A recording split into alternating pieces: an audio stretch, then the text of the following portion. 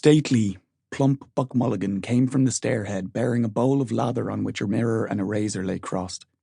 A yellow dressing gown, ungirdled, was sustained gently behind him by the mild morning air. He held the bowl aloft and intoned, "In troibo ad altere Dei." Halted, he peered down the dark winding stairs and called up coarsely, "Come up, Kinch! Come up, you fearful Jesuit!" Solemnly, he came forward and mounted the round gun rest. He faced about and blessed gravely thrice the tower, the surrounding country, and the awakening mountains. Then, catching sight of Stephen Dedalus, he bent towards him and made rapid crosses in the air, gurgling in his throat and shaking his head. Stephen Dedalus, displeased and sleepy, leaned his arms on the top of the staircase and looked coldly at the shaking, gurgling face that blessed him, equine in its length, and at the light, untonsured hair, grained and hued like pale oak. Buck Mulligan peeped an instant under the mirror and then covered the bowl smartly. "Back to barracks," he said sternly. He added in a preacher's tone, "For this, O dearly beloved, is the genuine Christine, body and soul and blood and ounds." "Slow music, please. Shut your eyes, gents. One moment. A little trouble about those white corpuscles. Silence all."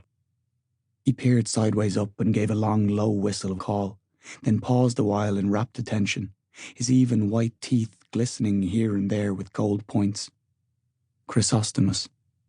Two strong, shrill whistles answered through the calm. "Thanks, old chap," he cried briskly. "That'll do nicely. Switch off the current, will you?"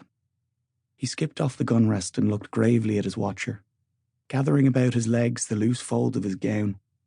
The plump, shadowed face and sullen oval jaw recalled a prelate patron of arts in the Middle Ages. A pleasant smile broke quietly over his lips.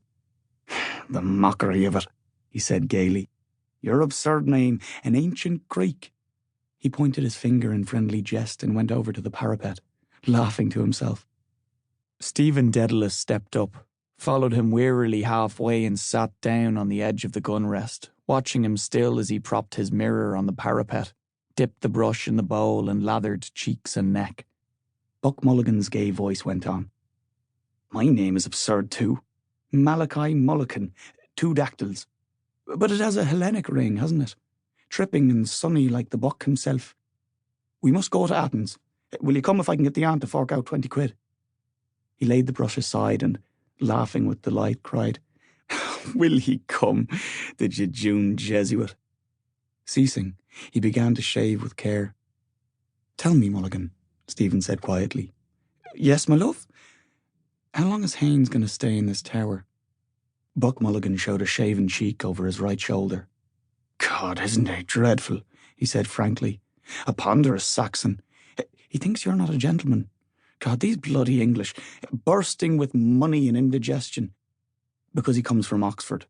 You know, Dedalus, you have the real Oxford manner. He can't make you out.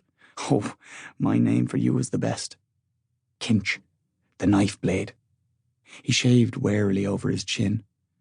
"He was raving all night about a Black Panther," Stephen said. "Where's his gun case?" "A woeful lunatic," Mulligan said. "Were you in a funk?" "I was," Stephen said with energy and growing fear.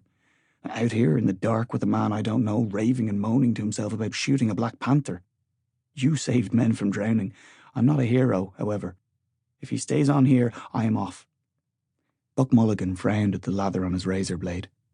He hopped down from his perch and began to search his trouser pockets hastily. "Scotter!" he cried thickly.